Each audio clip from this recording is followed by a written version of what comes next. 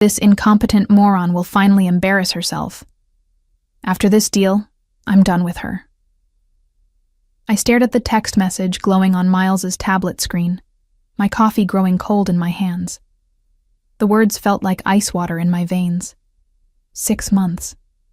6 months I had poured my heart, soul, and every waking moment into preparing for tomorrow's pitch meeting with Gravora Group, the deal that would make or break our consulting firm, Thornlin Analytics. My name is Joanna Wilkes, and for the past 8 years, I've been building something I thought was ours. Miles and I started this business together in Portland, Oregon, working 16-hour days from our cramped apartment, surviving on instant noodles and determination. I was the strategist, the one who crafted our proposals and presentations. He was the charmer, the face that clients loved. At least that's what I believed. The tablet had been sitting on our kitchen counter, forgotten after Miles rushed upstairs to take what he called an urgent client call. The screen lit up when I accidentally bumped it while clearing dishes. What I saw made my stomach drop. The message was sent to someone named V, with a heart emoji next to the contact name. Victoria, his assistant, the woman who'd been working late with him far too often these past few months. I scrolled up through their conversation, my hands trembling. Months of messages, intimate jokes, plans for after the divorce, detailed discussions about how they would push me out of the business once this Gravora deal was secured. How he'd been telling potential investors that I was just the background support while he was the real brains behind the operation. The cruelest part, they'd been laughing about my dedication, about how hard I'd been working on this presentation, staying up until 3 a.m. perfecting every slide, rehearsing every talking point, about how I had no idea what was coming. Baby, you should see her scrambling around, thinking this is her big moment. One message read. She has no clue that tomorrow is the day I finally get rid of the dead weight. Victoria had responded with laughing emojis and a message that made my blood boil. Can't wait to celebrate afterward. Just you and me running the show. I heard Miles's footsteps on the stairs. Quickly, I placed the tablet exactly where I'd found it and pretended to be loading the dishwasher. My mind was racing, but my face remained calm. 8 years of marriage to a manipulator had taught me how to hide my emotions when I needed to. Everything okay down here? Miles asked, wrapping his arms around me from behind. His touch, which once brought comfort, now felt like a snake coiling around my shoulders.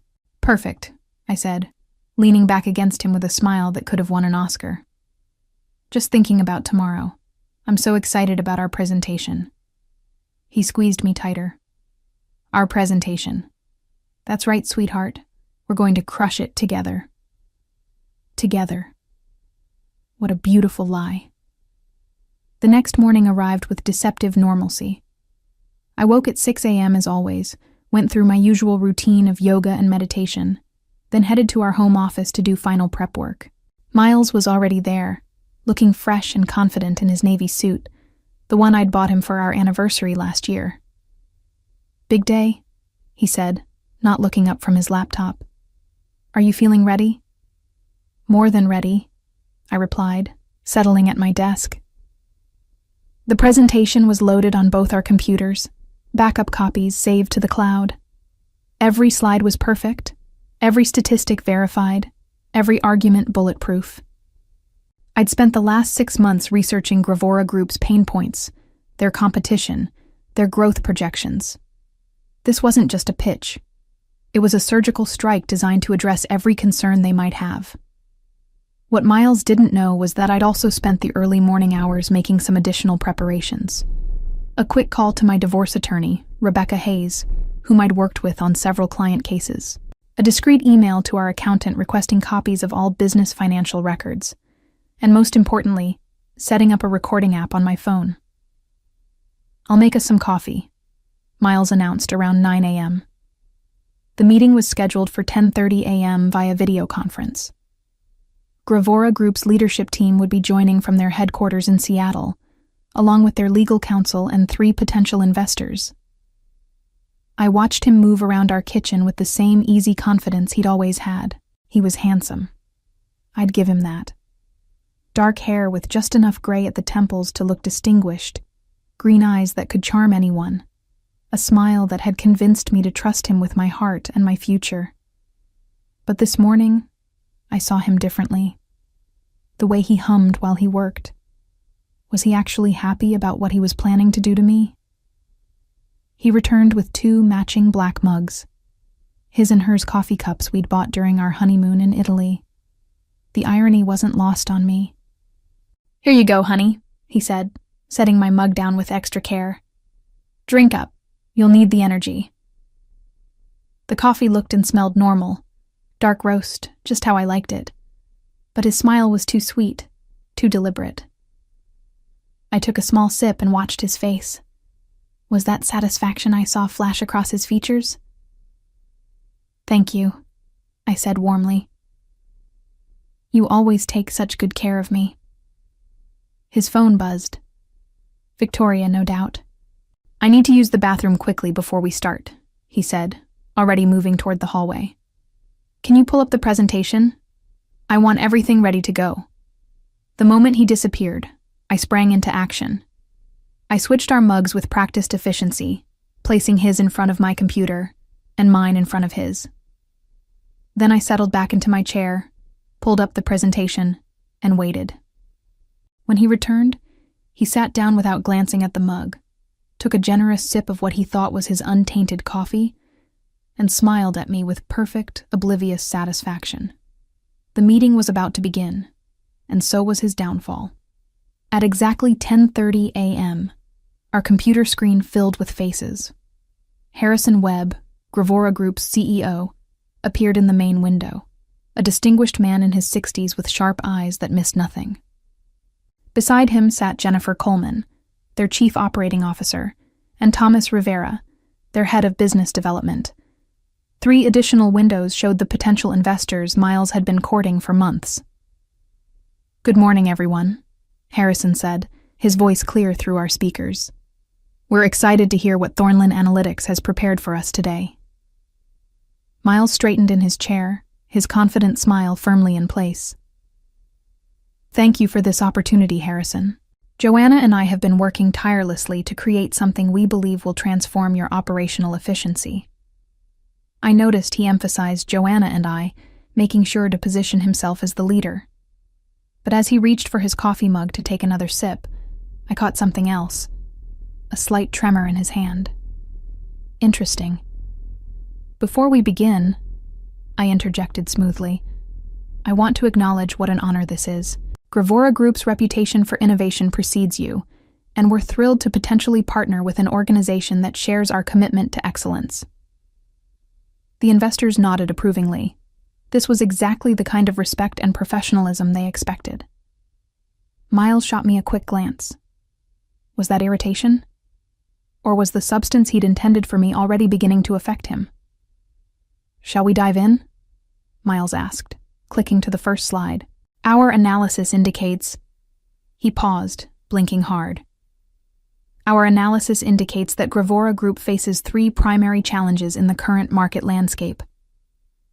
His voice was still strong, but I noticed he was speaking more slowly than usual. Harrison leaned forward slightly, his attention fully focused. These were sharp business people. They'd notice any sign of weakness or unprofessionalism. "The first challenge," Miles continued, "is operational redundancy across your regional offices. Our research shows..." Another pause. He rubbed his temple with his free hand while reaching for his coffee with the other. "Shows that you could achieve 18% greater efficiency through streamlined processes." I watched the investors' faces. They were listening intently, but I could see subtle signs of concern beginning to form. Miles was stumbling slightly over words that should have been second nature to him. "The second challenge involves data integration," I said, seamlessly taking over. "Your current systems operate in silos, which creates delays in decision-making and reduces your competitive advantage." As I spoke, Miles took another long drink from his mug. The irony was exquisite. He was essentially poisoning himself with his own treachery. But I kept my expression neutral, professional. This had to look natural. Miles, would you like to elaborate on the technical aspects? I asked sweetly. He blinked several times, clearly trying to focus. Yes, absolutely. The technical aspects they're quite complex, but essentially... His words were beginning to slur almost imperceptibly. Harrison's eyebrows rose slightly. In the business world, this kind of unprofessional behavior during a critical presentation was career suicide. And Miles was about to make it much, much worse. Miles? Jennifer Coleman's voice cut through the silence as my husband stared blankly at the screen, his mouth slightly open. 20 minutes had passed since the meeting began, and what had started as subtle confusion was now becoming impossible to ignore. I'm sorry, Miles said, shaking his head vigorously. There's something. He reached for his coffee again, taking another gulp as if it might clear his head. The substance, whatever it was working exactly as he'd planned it to work on me. The data integration challenges are significant. That was when Harrison Webb's expression shifted from polite attention to genuine concern. Mr. Wilkes, are you feeling all right? Perhaps we should reschedule if you're not well. I saw my opening. Harrison, if I may, I said, my voice calm and professional. Miles has been pushing himself extremely hard to prepare for this presentation. He was up until 4 a.m. last night making final adjustments. Perhaps I should take over while he collects himself. It was a masterful move. I appeared caring and professional while subtly suggesting that Miles's behavior was due to exhaustion rather than incompetence. But more importantly, I was positioning myself to salvage what he was destroying. That would be appreciated, Thomas Rivera said from his window. We're very interested in hearing the full proposal. Miles tried to protest. No, I'm fine. I can... But as he attempted to stand, he swayed slightly and had to grip the edge of the desk. The investors exchanged glances that spoke volumes. Please, darling, I said, standing and gently placing my hand on his shoulder. Let me handle this. You've done so much work already. To the camera, I added, I know every detail of this proposal as well as Miles does. We've been true partners in developing this strategy. What I didn't mention was that I had developed 90% of it myself. Miles had been the presentation face, but I'd been the brains behind every analysis, every recommendation, every innovative solution we were proposing. I smoothly transitioned to the next slide. As I was saying, your data integration challenges create a ripple effect throughout your entire operation. Our analysis of your Q3 reports shows that information delays cost you approximately $3 million in missed opportunities. Now I was in my element. This was what I'd been born to do. Take complex business problems and create elegant, profitable solutions. As I spoke, I watched the investors' faces transform from concern to interest to genuine excitement. Furthermore, I continued, clicking to a detailed chart I'd spent weeks perfecting, our proposed implementation timeline would have you seeing measurable results within 90 days, with full optimization achieved in 6 months. Harrison leaned back in his chair, clearly impressed. These metrics are quite ambitious, Mrs. Wilkes. How confident are you in these projections? Completely confident, I replied, without hesitation. We've modeled these scenarios using data from 3 comparable companies, and in each case, our methods exceeded projected outcomes. Behind me, Miles was trying desperately to regain his composure. He'd managed to sit back down, but his face was pale, and he was blinking repeatedly as if trying to clear his vision. The substance he'd intended to humiliate me with was systematically destroying his credibility instead. This is impressive work, Jennifer Coleman said. The depth of analysis is exactly what we'd hoped to see. Thank you, I said, genuinely pleased. This project represents months of research and strategic thinking. We understand that you have multiple consulting firms competing for this contract, which is why we've gone far beyond surface-level recommendations. As I spoke, I noticed one of the investors, Margaret Torres from Calden Moore Partners, taking notes furiously. That was always a good sign. In my peripheral vision, I could see Miles fumbling with his coffee mug again, clearly confused about why he was feeling worse instead of better. The beautiful irony wasn't lost on me. He'd planned to watch me humiliate myself, to use my supposed failure as justification for pushing me out of our business. Instead, he was witnessing my finest professional moment while experiencing the very fate he'd intended for me. But this was only the beginning. The best part was yet to come. If we could move to the implementation timeline, I said, advancing to slide 12. You'll see that we've broken the project into 3 distinct phases, each with measurable milestones and success metrics. Harrison Webb nodded approvingly, but his attention kept drifting to Miles, who was now gripping the arms of his chair as if the room were spinning. Mr. Wilkes, are you certain you don't need medical attention? This was the moment I'd been waiting for. You know what? I said, as if the idea had just occurred to me. Miles, why don't you step away for a few minutes? Get some fresh air, maybe splash some water on your face. I can handle the rest of the presentation. Miles looked at me with confusion and... was that fear? He was beginning to realize that something was seriously wrong, but he couldn't figure out what. Yes, maybe that's a good idea, he mumbled, struggling to stand. As he left the room, swaying slightly, I turned back to the camera with a concerned but professional expression. I apologize for the interruption. My husband has been under tremendous pressure lately. He's incredibly dedicated to this project. Of course, Jennifer Coleman said kindly. Please continue. This presentation is fascinating. And continue I did. Without Miles's presence, I felt a freedom I hadn't experienced in years. This was my work, my expertise, my moment to shine. I moved through the remaining slides with precision and passion, addressing every question with detailed knowledge that clearly impressed our audience. Your competitive analysis is particularly thorough, Thomas Rivera commented. How did you obtain such detailed insights into Gravora Group's market position? 3 months of deep research, I replied honestly. I personally interviewed 15 industry experts, analyzed 5 years of market data, and conducted focus groups with your target demographic. This isn't theoretical. It's based on real-world intelligence. I could see the excitement building in their faces. These were business people who appreciated thoroughness, and I'd given them exactly what they were looking for. My phone, which I'd set to record at the beginning of the meeting, was capturing everything. Not just the presentation, but also Miles's gradual deterioration and my seamless takeover, evidence that would be crucial for what came next. Mrs. Wilkes, Harrison said as I approached the final slides. This level of preparation is exceptional. How long have you been developing these strategies? I've been working on variations of this approach for over 2 years, I said.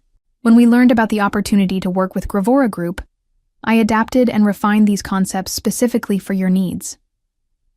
What I didn't mention was that Miles had contributed virtually nothing to the strategic development. He'd been focused on schmoozing potential clients at expensive dinners, while I'd been doing the actual work of building our business. The financial projections are compelling, Margaret Torres interjected, but implementation is where most consulting projects fail. How do you ensure successful execution? I smiled. This was where I truly shined. Accountability is built into every phase. Weekly progress reports, monthly milestone reviews, and quarterly strategic assessments. Plus, I personally oversee every major implementation step. You personally? Harrison asked. Absolutely. This isn't a project we hand off to junior staff. When you work with Thornlin Analytics, you get our senior-level expertise throughout the entire process. I was being careful with my language, subtly positioning myself as the primary resource rather than Miles. But I was doing it professionally. focusing on capability rather than making any negative comments about my husband. As we moved into the final phase of the presentation, I felt a surge of confidence I hadn't experienced in months. This was going better than I'd ever dreamed. And the best part? Miles was missing his own professional destruction. The presentation concluded to enthusiastic responses from all participants. Harrison Webb looked genuinely excited, Jennifer Coleman was asking detailed follow-up questions, and the investors were clearly impressed by what they'd seen. "Mrs. Wilkes, this has been outstanding," Harrison said. "I have to ask, is this level of strategic thinking typical of your work?" "It is," I replied confidently. "I believe in going beyond surface-level analysis to uncover the real opportunities for growth and efficiency." "How soon could you begin implementation if we move forward?" Thomas Rivera asked. "Immediately," I said. "I've already cleared my schedule in anticipation of this project. My full attention would be dedicated to ensuring Gravora Group's success." Again, I was careful to use I rather than we. Not inaccurately. I truly was the one who would be doing the work. But it was also strategically positioning myself as the primary resource. That's when Miles stumbled back into the room, looking even worse than when he'd left. His face was ashen. He was moving unsteadily, and there was genuine confusion in his eyes. "How's everything going?" he asked, his words noticeably slurred now. The contrast was striking. Here I was, delivering a flawless presentation with confidence and expertise, while he could barely form coherent sentences. The optics were devastating for him. "We were just discussing implementation timelines," I said gently, as if speaking to someone who was clearly unwell. "Why don't you sit down, honey?" Harrison Webb's expression had shifted to one of concern mixed with professional assessment. In the business world, reliability and professionalism were everything. What he was witnessing would raise serious questions about Miles's capability to handle a multi-million-dollar project. "Mr. Wilkes," Harrison said carefully, "perhaps we should continue this conversation when you're feeling better." No, Miles protested, trying to inject energy into his voice. "I'm fine, just tired. Let me walk you through the final recommendations." But when he tried to advance to the next slide, he clicked the wrong button and accidentally closed the presentation entirely. The fumbling that followed, his desperate attempts to reopen the file while clearly struggling with basic computer functions, was painful to watch. "It's all right," I said smoothly, reopening the presentation on my computer and sharing my screen instead. "Technical difficulties happen. Here we go." I guided the discussion through the final points with professional grace, making Miles's struggles look like minor hiccups rather than major red flags. But the damage was done. These business leaders had seen everything they needed to see. As the meeting wound down, Harrison made a comment that sent chills down my spine. "Mrs. Wilkes, your expertise is exactly what we're looking for. We'll be in touch very soon with our decision." Not your company's expertise. Not Thornlin Analytics' expertise. My expertise. After we ended the call, Miles slumped in his chair, looking confused and exhausted. "What happened?" he asked. "I felt fine this morning, and then—" "You've been pushing yourself too hard," I said with false sympathy. "Maybe you should go lie down. I'll handle any follow-up with the clients."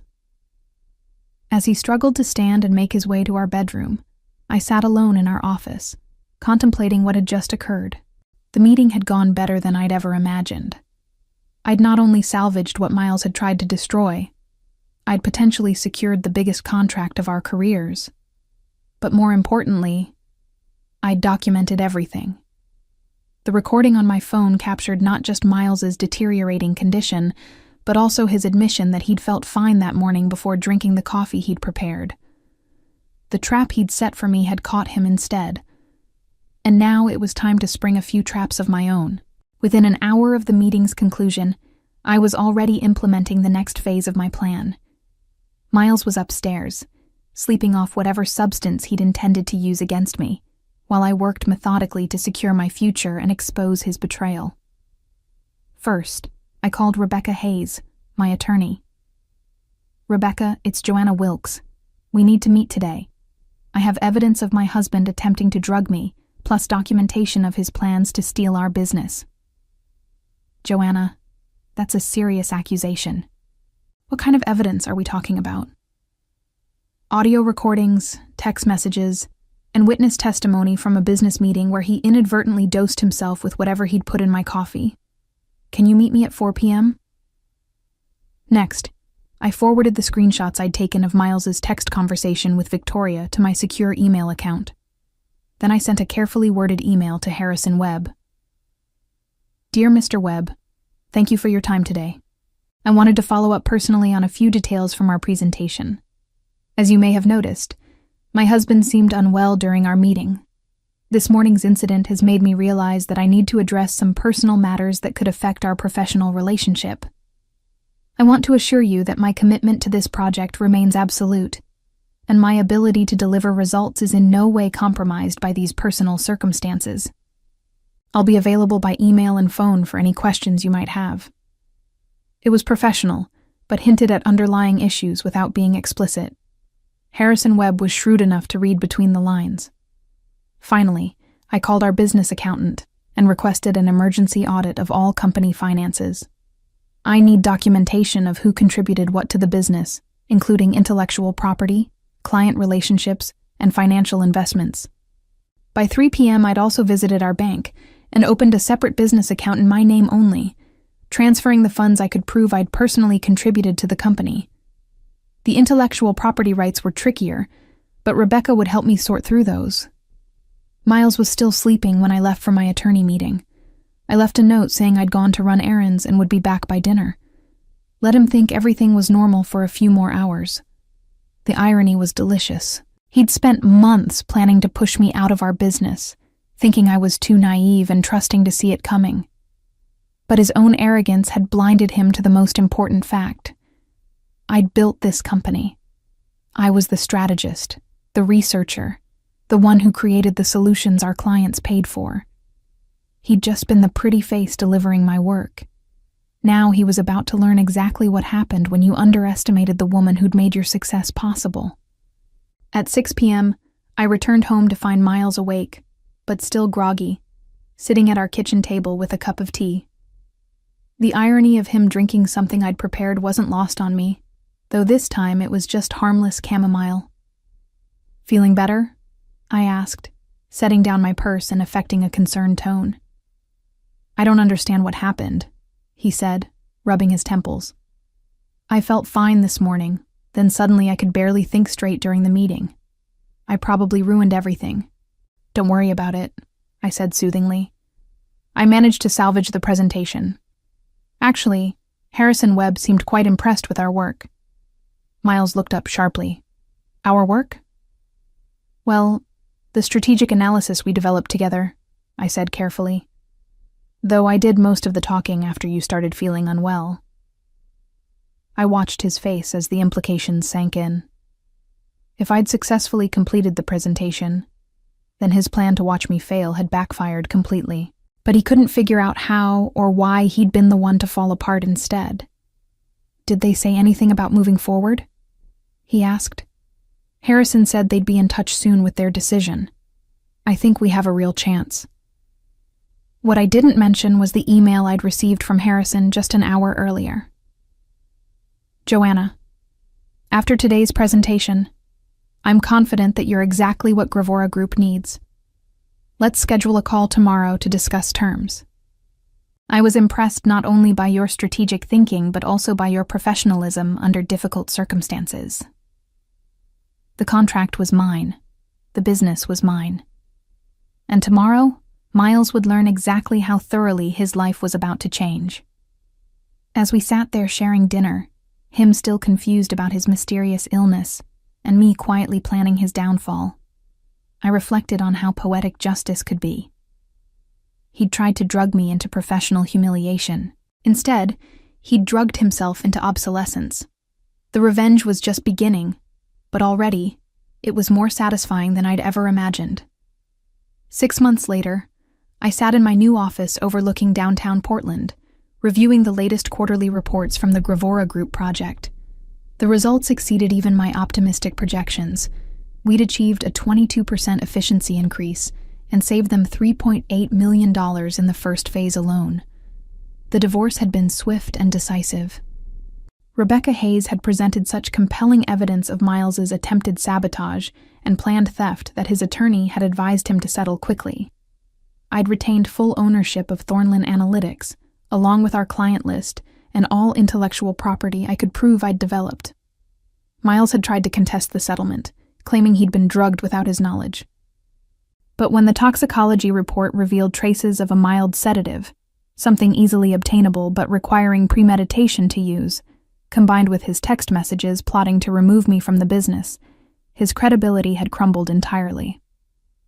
Victoria had been terminated from her position the same week I'd forwarded her inappropriate communications with my husband to her professional licensing board. The consulting industry in Portland was smaller than most people realized. Her reputation was effectively finished. I'd expanded the business by 40%, hired 3 brilliant analysts, and secured 2 additional major contracts based solely on the success of the Gravora project. The company that Miles had planned to steal from me was now thriving beyond either of our original dreams, and it was mine alone. Sometimes, late in the evening when I reviewed my work, I thought about that morning 6 months ago. How he'd handed me that coffee with such smug satisfaction, so certain he was about to watch me destroy myself. How he'd never imagined that his own arrogance would be his downfall. The beauty of perfect revenge, I'd learned, wasn't in elaborate schemes or dramatic confrontations. It was in simply allowing someone's own malice to consume them while you stepped aside and claimed the life they'd tried to steal. Miles had taught me one final valuable lesson. Never trust someone who would poison your coffee. But more importantly, always make sure you know which cup is which. In the end, justice had been served in the most fitting way possible. He'd drunk deeply from the cup of his own treachery, and I'd inherited everything he'd thought was his. As I looked toward the future, I couldn't help but smile at how perfectly the tables had turned in my favor.